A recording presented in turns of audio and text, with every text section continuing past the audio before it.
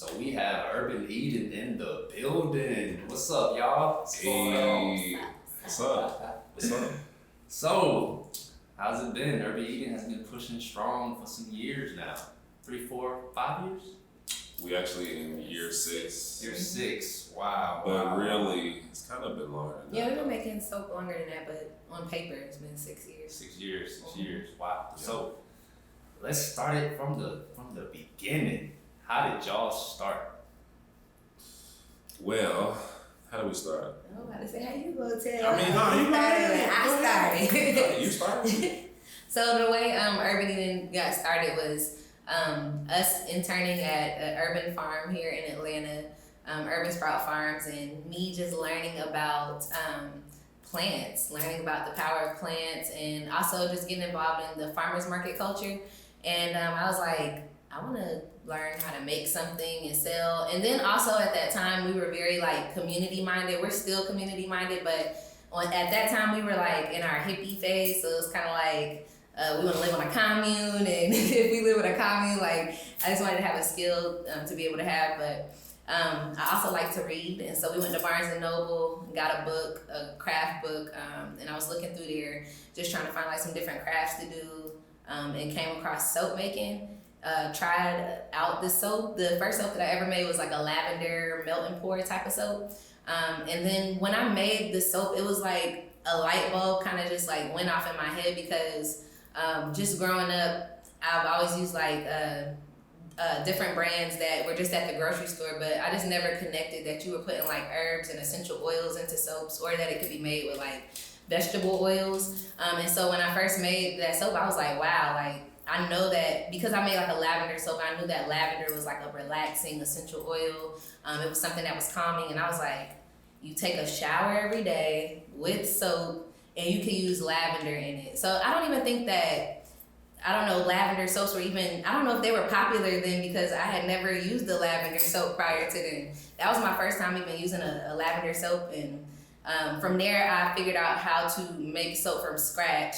And then this guy, having the business mind that he has, he was like, you should start a business making soap. And I was looking like, huh? Even though I was already selling jewelry prior to then, just to be like selling something. But when he said, start a business making soap, it was just a go from there.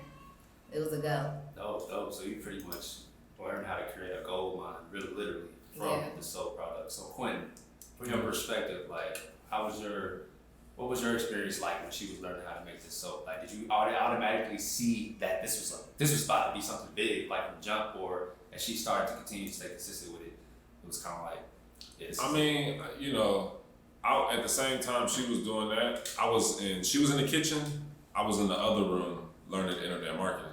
I was trying to figure out why everybody watching World Star. I'm literally trying to figure out like, why do World Star got all these views? Like, why am I finding myself on this page, going to this website every day? Yeah. So I'm like, there's something behind like he's using the internet to like grow and like to gain awareness or whatnot. So I'm in the other room just trying to figure out how to use this internet while she's doing that.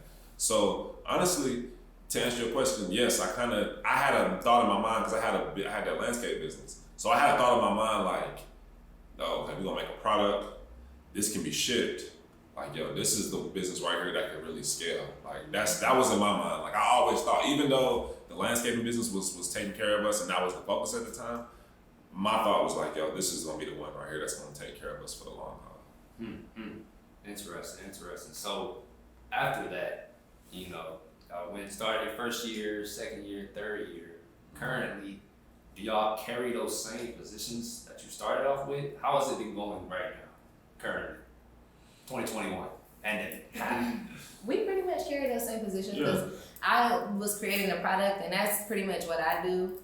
Business is not really my forte. I don't know if a lot of people know that because a lot of people hit me up asking about business, and I'm like, y'all want to talk to Quinton about that? But Quinton, when he even first came on with the business, because he wasn't with the business in the beginning, but he started building up his social media marketing skills even more, and he was just frustrated because he wanted to do that for other businesses, and he was like, why aren't these other businesses like messing with me while I'm trying to do marketing. I was like, they trying to pay me. They wasn't trying to pay him. We needed money and everything, but he was just like, I was just like, why don't you just do like social media marketing for Urban Eden? And he was just like, oh. Duh. I wasn't being patient. That's what it was. I wanted money like right now. Yeah, it was definitely hard times. Like where we really wanted money, needed money. That was time when we were going like door to door selling soaps, and him coming on and going with the marketing. Like we didn't see an increase like something substantial then and there. It's really been like over the past like couple of years, because like I said, we struggled. We had a lot of like ups and downs, a lot more downs in the beginning of the business, but a lot of like learning phases. But and now you do a lot of the operation. Yeah, I mean, it's just naturally that like I'm the firstborn, so like I feel like I naturally just take on leadership type of roles. So naturally, you know, I feel like I definitely lead in the business. But Terran is the founder though. Like she's the founder. Like she founded this thing, and I respect that. Like she founded this, create all the products. Like I'm gonna take what she got. We're gonna put some systems behind it. We're gonna get it operating, and we're gonna, you know, marketing, sales. We're gonna take it to another level, whatnot. So, you know, I guess we do still have those same roles. But Quinton does a lot more of the operations. I've tried to like step back a little bit more, because like I said, a lot of that it's very overwhelming running a business in general. Like, yeah, he used to be Mr. Produce for yourself, telling everybody to run a business, but like I don't even do that no more. All. You know, that's crazy. Like I don't even I used to be heavy on that. Yeah. Like I don't even do that no more, because I realized that running a business is hard as hell, and it's really not for everybody. I ain't gonna lie, there be so many days that I just be wanting to be like, man, let it go. Just forget this, man. Yes. Like, I be wanting to just be like, because it's a lot, especially now that we got like 25 plus employees, and you know, you dealing with a whole bunch of different people, you know what I'm saying? Like, sometimes I just be like, yo, this ain't for everybody. Like, I'm telling you, like. I always say that if I wasn't in business with Quinton, that I don't think that, like, Urban Eden would probably still be going the way it is. Like, I would have, just knowing me, I would have been gave up with this. Like, right. But that's what makes it even, like, it makes me, like I can't quit, because I know that if I quit, then all this joint just gonna crumble. So it's just gonna stop. So yeah, so like I have to like, I feel like I'm plugged into this business. Yeah. Like my body, my mind, my soul is literally like plugged into this business, because I'm always thinking about it. You know what I'm saying? Like I'm always thinking about the traffic. Of course I gotta think about the sales, because that's what pays the bills or whatnot. So I never, even though I take rest and take breaks. Even when we go out of town, like I'm still plugged into the matrix. Like think about the matrix when they plug that joint into your head. Like that's how I am. Like I'm plugged into that. I'm gonna bust them out though, because one question that we get a lot is people always wonder like, how are we like married and run a business together? So even him talking about he can't, even though him talking about he can't give up, like literally the other day we got into an argument. And he said he was done with Urban Eden. He was like, I'm dead. He was like, I'm like, you gonna leave Urban Eden? So that's what a big part of like being married and being in business together is, like him wanting to be done with the business or what have you, whatever you feel like. It was not even that big of an argument, but he was just done. No, I was trying, that was just one of my like reverse psychology type of things. I was just trying to like, I was trying to get some stuff out of her. Yeah. And I was like, you know what, man, I quit this. I'm done with this. I was like, I'm done with this business. I'm tired of this. Like you run it. You go run it. You do that, but I know that I ain't gonna let that happen. Yeah, it seemed like y'all got a solid partnership. Like it's a yin and yang balance. You know, Quinton seems like he's the logical, logistics, crazy, analytical side. Terran's the creative. You know what I'm saying? The whole practical side of that. You know, so definitely. My next question would be, so y'all took a big uptake in around pandemic, right? Pandemic time, y'all really started to become a household name. Y'all are a household name in Atlanta, you would say. So, describe the. We are? I would think y'all a household name in Atlanta. I would think so. I ain't gonna lie, like I'm just to throw it like, are we a household name in Atlanta?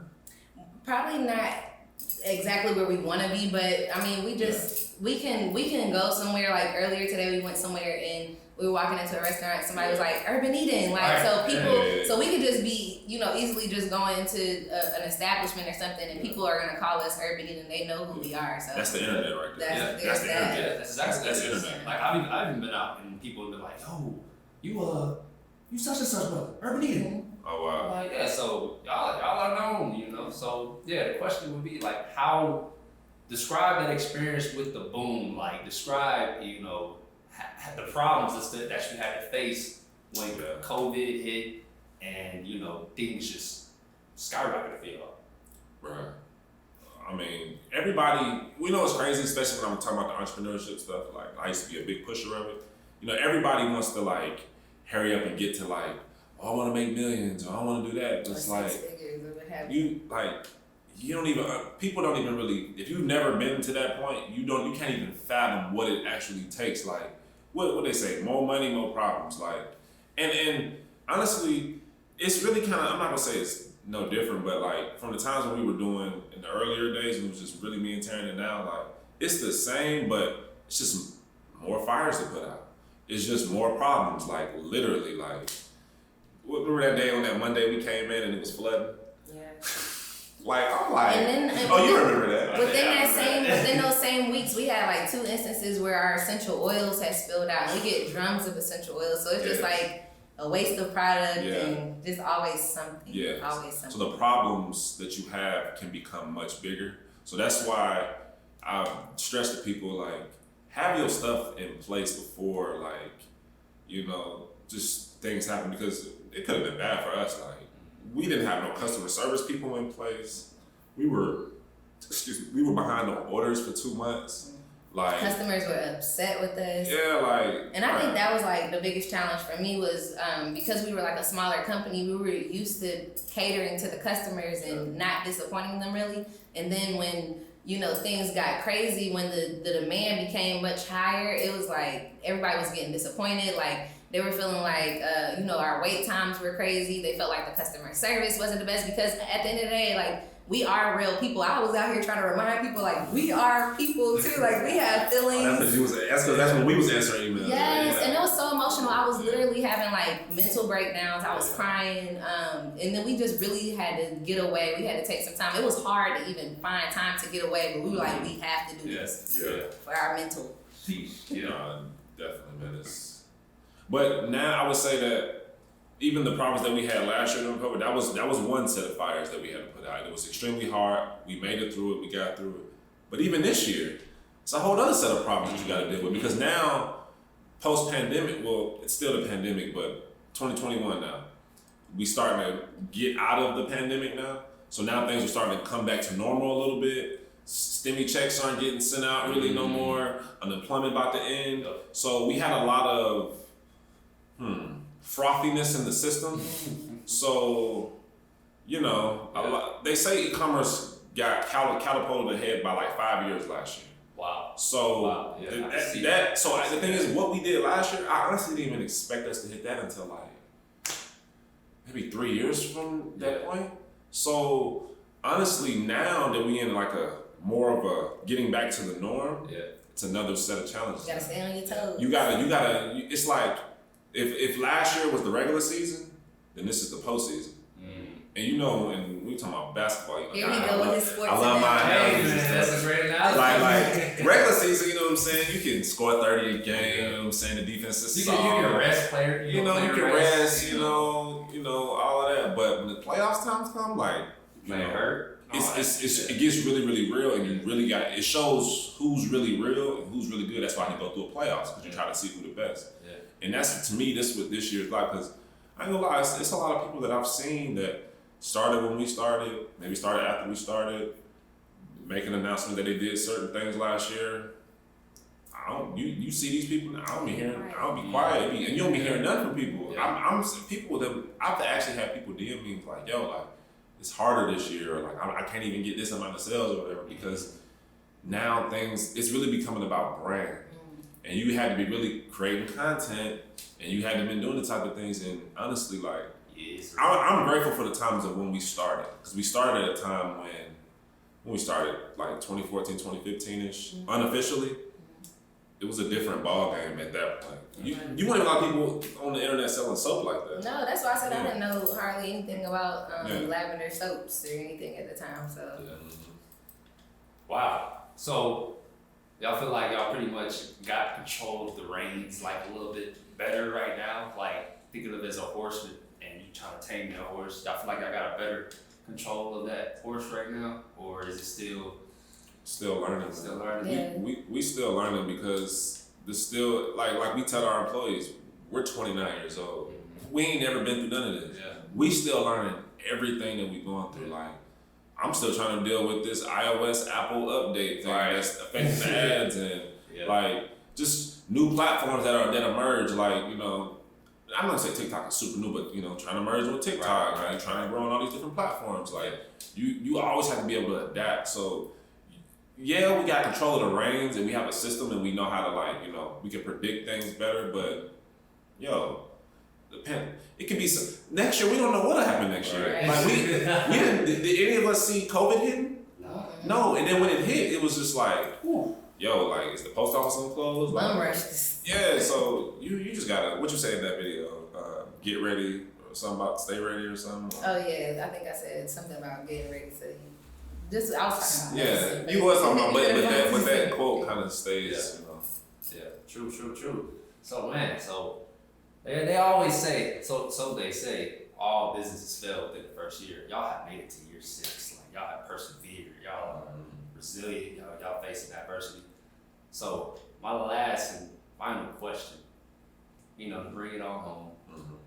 Why, out of all the products y'all could have made, out of all the businesses y'all could have started, why Urban Eden? And really get deep in there. Like why? Why that? Gave up. Why Urban Eden? I go first. Yeah, go ahead and tap it out. The thing, like I said, even when I started making soap and realized it was a product that you could use every day, that was something, like I said, set off a light bulb. And then Quinton was really big on saying it was a consumable product. So it was something that people were going to keep coming back using. Soap is a part of your everyday life. Shower is about being hygienic. And then even with COVID hitting last year, the message was wash your hands. So we were already really in a good place to just keep making soap. Not only that, like I love making soap. Like I legit love making soap, creating products, working with herbs, working with plants, and all the things that I learned. Like it's really become like a lifestyle for me. Like even at my house right now, you'll see like herb books scattered everywhere. Like I'm constantly reading plants. You'll see plants, herb books. Like I'm constantly reading up on herbs, constantly reading up on plants.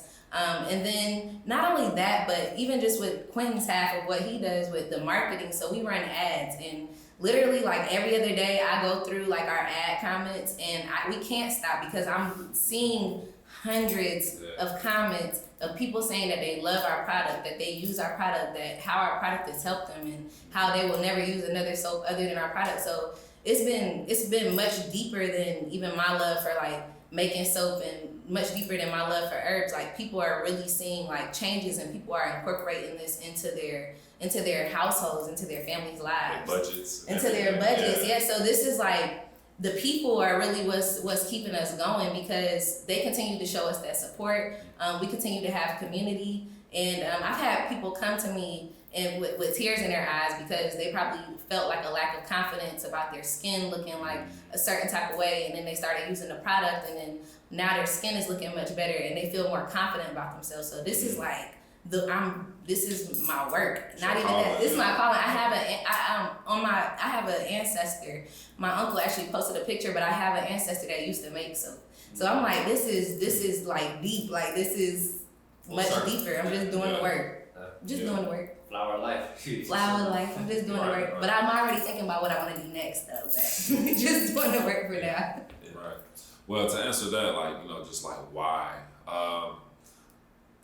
like she's, she came from the perspective of like kind of like your creative perspective, and I'm gonna come from my kind of like my, I love business and whatnot, but it was always a goal of mine to create a system.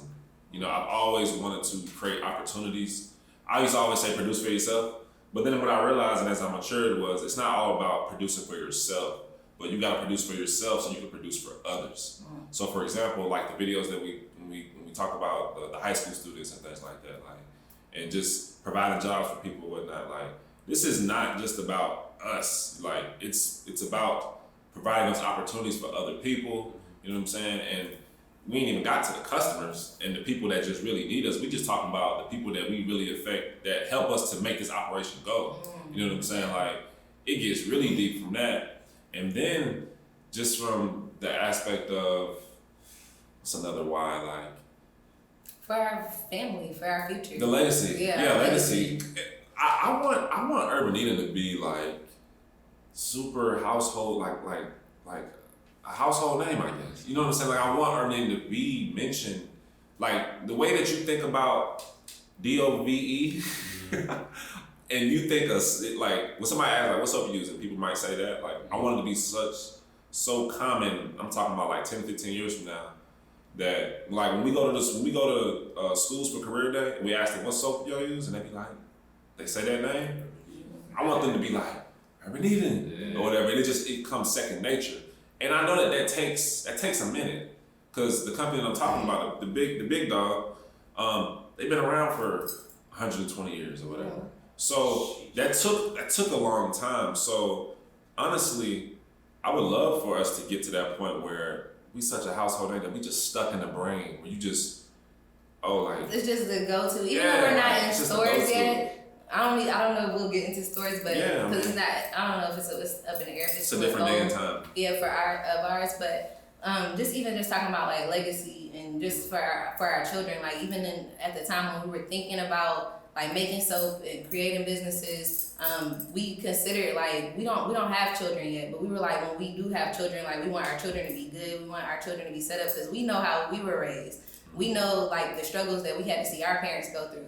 And we were like, we want a different lifestyle, and we understood that we could create that lifestyle, we could create that reality. And every day is just like an amazement. Like I said, to see people love the soaps, but also to see that the business has grown to be successful for what it is, and that we are actually creating a legacy. And we don't even have our children here yet. Like, right.